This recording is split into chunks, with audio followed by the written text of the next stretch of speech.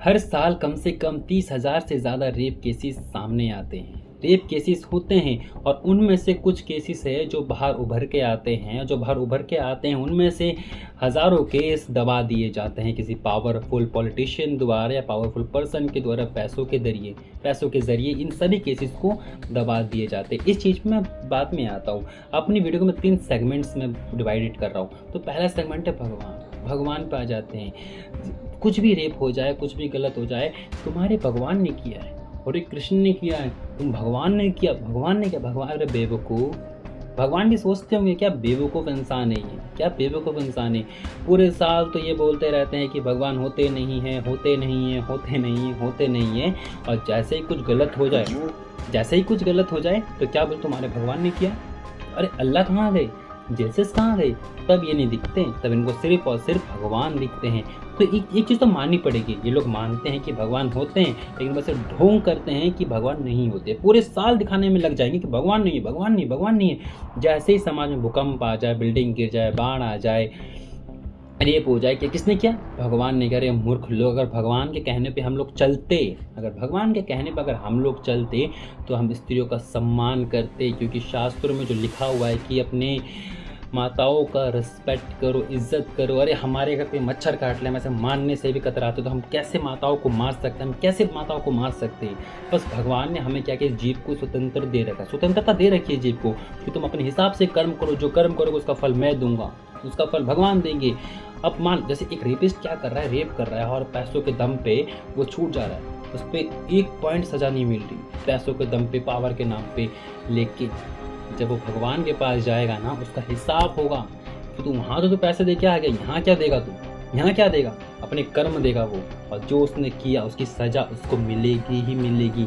ये भगवान का न्याय है। और अनपढ़ जाहिल लोग बस यही बोलते रहेंगे कि तुम्हारे भगवान। अरे यार, भगवान ने जो कहा है उसके मुताबिक एक बार तो चल के देखो। ना तुम चलते हो, ना अपने बेटे को चलने देते हो। अगर तुम्हारा बेटा शास्त्रों के अनुसार चलना चाहे तो तुम मना कर दोगे। तुम क्या चाहते हो, तुम्हारा बेटा आजकल जो डेवलप हो रहा है, रील्स चल रहा है, छोटे बच्चे देख रहा हूँ मैं, गंदे से गंदी वीडियो बना के रील में पोस्ट कर रहे हैं। तो क्या सीखेंगे वो क्या सीखेंगे। शास्त्रों में लिखा है कि माताओं की इज्जत करो, और हमारे सोशल मीडिया में क्या दिखाया जाता है, मोस्ट 90% वल्गरिटी है सोशल मीडिया में। वो वल्गरिटी से वल्गर चीज़ें ही सीखते हैं। शास्त्रों से अपने बेटे को नॉलेज, शास्त्रों से पॉलिश कीजिए अपने बेटे के ब्रेन को। लेकिन नहीं, आपको ये चीज़ें पसंद ही नहीं है। फिर कोई रेपिस्ट निकल जाता है, फिर आप लोग कहते हो मैंने तो ये सब सिखाया नहीं, पता कि अरे यार बचपन से तुमने उसको गलत शिक्षा दी है, तो बड़े होकर वो क्या करेगा, बड़े होकर भी तो वही काम करेगा ना। दूसरा सेगमेंट में क्वेश्चन है कि रेप होते क्यों। 2014 में शायद जब पॉर्न बैन हुआ था, तो लाखों लोगों ने सवाल उठा दिया, और आपने हमारे इमोशंस हर्ट किए, हम अपनी फ्रीडम है हमारी, हम पॉर्न देखना चाहते।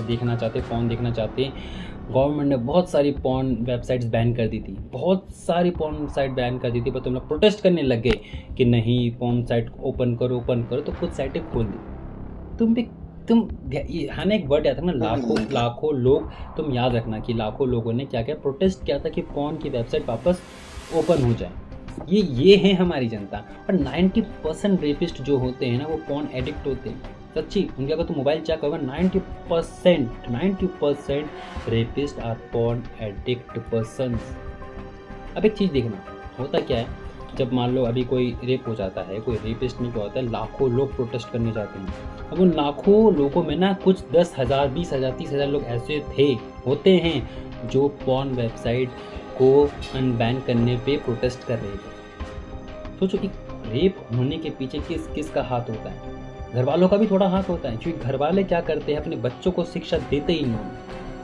हम बचपन में क्या करते हैं, बच्चों को सो जा बेटा वरना गब्बर आ जाएगा, बेटा सुई लगा ले वरना चूहा काट लेगा, बेटा कुत्ते से बच के रहियो, बेटा इससे बच के रहियो, बेटा उससे बच कर रहियो। बेटा, क्या तुमने कभी उनको ये शिक्षा दी, बेटा को तो किसी लड़की के ऊपर हाथ लगाएगा तो तेरे को ये सज़ा मिलेगी, तो किसी लड़की को ऐसे गंदी नज़र छुएगा तो तुझे ये करेगा, कभी नहीं सिखाती। और मतलब माता पिता किस चीज़ से डराएंगे।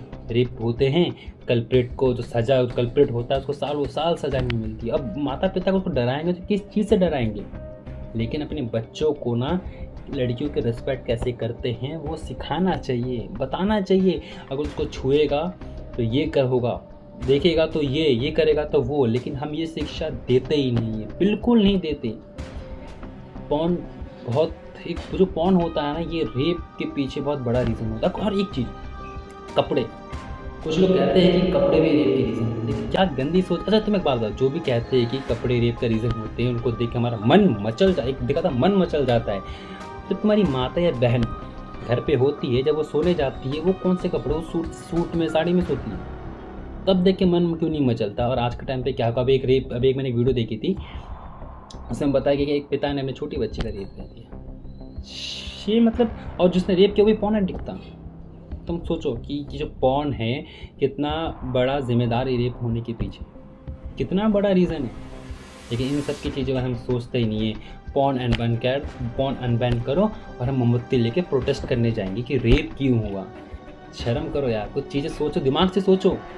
और आज के टाइम पे होता है क्या है, रेप होता है, प्रोटेस्ट होता है, फिर भूल जाते हैं, फिर रेप होता है, प्रोटेस्ट होता है, फिर भूल जाते हैं। ये एक साइकिल, एक लूप में चलता जा रहा है और कल्प्रिट को कभी सज़ा मिलता नहीं है। अच्छा, ये अब आते सबसे मेन बात पे आते हैं, जो इस वीडियो का सबसे इम्पोर्टेंट पार्ट है, पॉलिटिशियन। चलो पॉलिटिशियन पे बाद में आते हैं। यूट्यूबर ध्रुव राठी, उसको कहता है कि मुझे अपने भारत देश, अपना तो नहीं, जर्मन में रहता, कहता मुझे भारत देश की बहुत चिंता है, मुझे भारत देश की बहुत चिंता है। ऐसे, नमस्कार दोस्तों, मुझे भारत देश की बहुत चिंता है, यहाँ इतने रेप हो जाए, लेकिन मैं फिर भी ममता की चाटूंगा, मैं फिर भी इस नेता की चाटूंगा, मैं उस नेता की चाटूंगा। नमस्कार दोस्तों, अरे यार तुम रेप हो गया है तब भी यहाँ पे तुम बीजेपी और ये कांग्रेस कर रहे हो। छी छी, ध्रुव राठी, तुम पे शर्म आनी चाहिए भाई। तुम ममता को, वो ममता जो क्या कह रही है, मैं उसके इस केस को भूल जाओ, मैं उसके परिवार को 10 लाख रुपए देती हूँ। 10 लाख, एक मतलब एक बेटी की कीमत 10 लाख, हम तुम्हें 10 लाख दे रहे हैं, तुम उस कल्प्रिट को जिंदा जलाओ। 10 लाख छोड़ा, हम डोनेशन चंदा इकट्ठा करके 50 लाख इकट्ठा कर लेंगे, उस कल्प्रिट को जिंदा जला सकते हो। तुम चाहो तो कर सकते, लेकिन करोगे थोड़ी। सारे के सारे बिके हुए हैं। और ये ध्रुव राठी पे तो कोई यकीन ही मत करो, सबसे जाहिल इंसान है, सबसे जाहिल इंसान है। अब पॉलिटिशियन पे आते हैं। पॉलिटिशियन चाहे कोई भी हो, छोटा हो या बड़ा हो, चींटी से लेकर हाथी तक के जो पॉलिटिशियन, जो पावर होती है ना, सब में बहुत पावर होती है।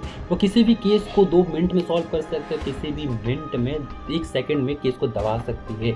अब जो कोलकाता की यार जो केस हुआ, बहुत बड़ा हादसा, बेचारे के साथ क्या क्या किया, सोचता हो तो रूह कांप जाती, मुझे नींद नहीं आती रातों की, सोचे कि इसका इतना बुरा हुआ, लेकिन उसको अब तक सज़ा नहीं मिल रही। उसने गुनाह कबूल कर लेके महीने किया, लेकिन उसको अब तक फांसी क्यों नहीं मिल रही।